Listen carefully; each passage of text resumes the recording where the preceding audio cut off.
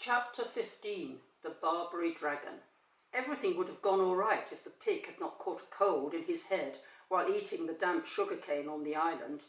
This is what happened after they had pulled up the anchor without a sound and were moving the ship very, very carefully out of the bay. Gub-Gub suddenly sneezed so loudly that the pirates on the other ship came rushing upstairs to see what the noise was. As soon as they saw that the doctor was escaping, they sailed the other boat right across the entrance to the bay so that the doctor could not get into the open sea. Then the leader of these bad men, who called himself Ben Ali, the dragon, shook his fist at the doctor and shouted across the water, "Ha ha! You were caught, my fine friend. You will be going to run off in my ship, eh? But you are not a good enough sailor to beat Ben Ali, the Barbary Dragon. I want that duck you've got, and the pig too. We'll have pork chops and roast duck for supper tonight, and before I let you go home, you must make your friends send me a trunk full of gold." Poor Gub-Gub began to weep, and Dab-Dab made ready to fly to save her life. But the owl, Tutu, whispered to the doctor, "Keep him talking, doctor. Be pleasant to him. Our old ship is bound to sink soon. The rats said it would be at the bottom of the sea before tomorrow night, and the rats are never wrong. Be pleasant until the ship sinks under him. Keep him talking." "What, until tomorrow night?" said the doctor. "Well, I'll do my best. Let me see, what shall I talk about?"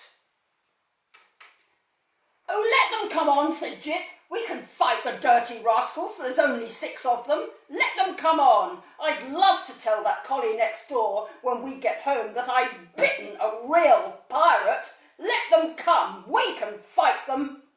"But they had pistols and swords," said the doctor. "No, that would never do. I must talk to him. Look here, Ben Ali." But before the doctor could say any more, and the pirates began to sail the ship nearer, laughing with glee and saying to one another, "Who shall be the first to catch the pig?"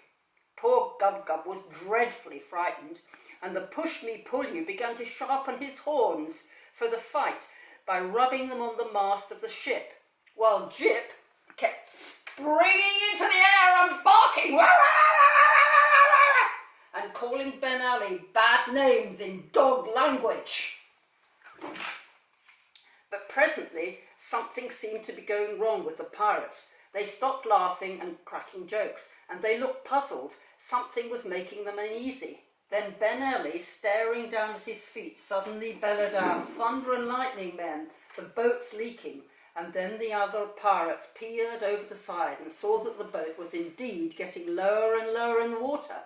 And one of them said to Ben Ali, "But surely, if this old boat was sinking, we should see the rats leaving it." And Jip shouted across from the other ship, "You great duffers, there are no rats there to leave. They left 2 hours ago. Ha, ha, ha, to you, my fine friends. Ruff, ruff." But of course the men did not understand him. Soon the front end of the ship began to go down and down, faster and faster, until the boat looked almost as though it were standing on its head, and the pirates had to cling to the rails and the masts and the ropes and anything to keep from sliding off.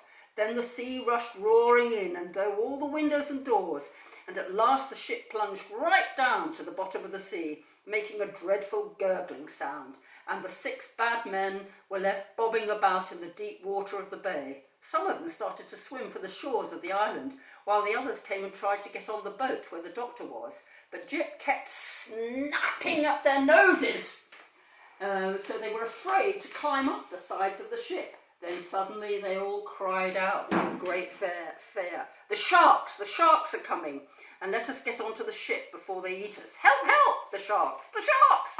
And now the doctor could see all over the bay the backs of the fishes swimming swiftly through the water. And one great shark came near to the ship, and poking his nose out of the water, he said to the doctor, "Are you John Dolittle, a famous animal doctor?" "Yes," said Dr. Dolittle, "that's my name." "Well," said the shark, "we know these pirates to be a bad lot, especially Ben Ali. If they are annoying you, we will gladly eat them up for you, and then you won't be troubled any more." "Thank you," said the doctor. "This is really most attentive, but I don't think it will be necessary to eat them. Don't let any of them reach the shore until I tell you. Just keep them swimming about, will you? And please make Ben Ali swim over here so that I may talk to him." So the shark went off and chased Ben Ali over to the doctor. "Listen, Ben Ali," said John Dolittle, leaning over the side, "you have been a very bad man, and I understand that you've killed many people. These good sharks are here, have just offered to eat you up for me, and it would indeed be a good thing if the seas were rid of you. But if you will promise to do as I tell you, I will let you go in safety." "What must I do?" asked the pirate, looking down sideways at the big shark, who was smelling his leg under the water. "You must kill no more people," said the doctor. "You must stop stealing, and you must never sink another ship. You must give up being a pirate altogether." "But what shall I do then?" asked Ben Ali. "How shall I live?"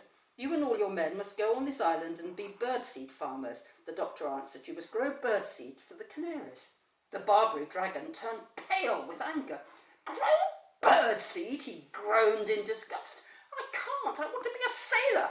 "No, no," said the doctor, "you cannot. You have been a sailor long enough and sent many stout ships and good men to the bottom of the sea. For the rest of your life you must be a peaceful farmer.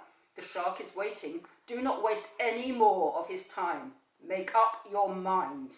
"Thunder and lightning," Ben Ali muttered. "Birdseed!" Then he looked down into the water again and saw the great fish smelling his other leg. "Very well," he said sadly, "we'll be farmers."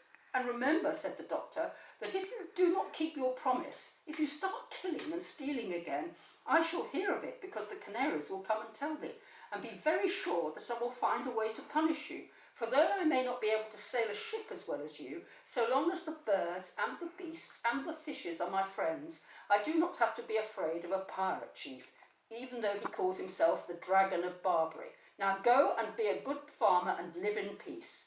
Then the doctor turned to the big shark and, waving his hand, he said, "All right, let them swim to a safe land."